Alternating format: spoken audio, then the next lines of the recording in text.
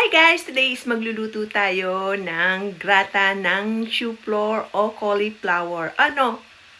Oh yes, cauliflower. Ayan, pasensya na kayo at nalilito ako sa French at English.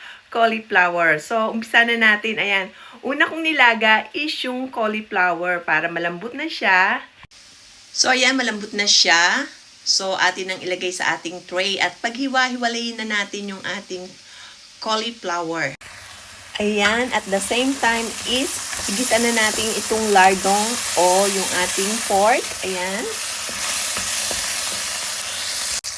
Ito guys, yung gagawin ko sa bechamel. Ayan, meron siyang taba ng baboy. And then, ilagay na natin yung ating sibuyas. Ayan. Ayan, lagyan na natin ng konting asin. Ayan, konti lang kasi medyo maalat tong itong ating lardong. And now, paminta. Ayan, mas marami, mas masarap. Ayan, halu-haluin lang natin. And then, ilagay natin yung ating cream. Ayan. Thick cream ang binili ko.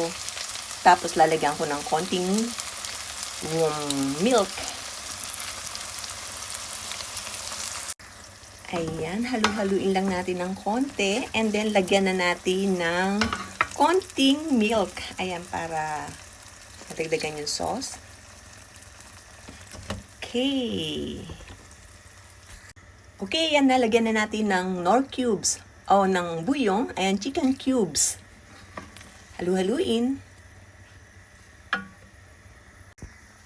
Ayan, kumukulo na siya. Lagyan na natin yung ating, lalagyan ko to ng mozzarella guys para ma-cheesy. Ayan, so dalawang, ayan.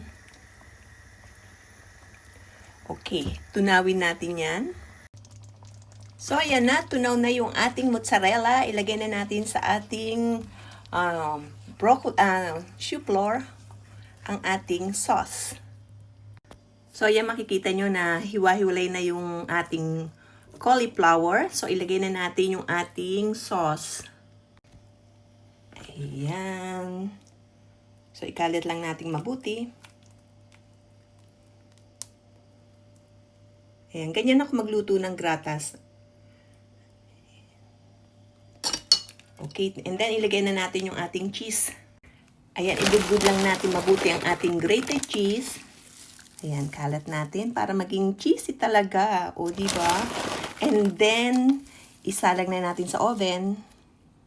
Ayan, i-bake na natin for 30 minutes. So, ayan na, luto na yung ating grata. Yummy, yummy.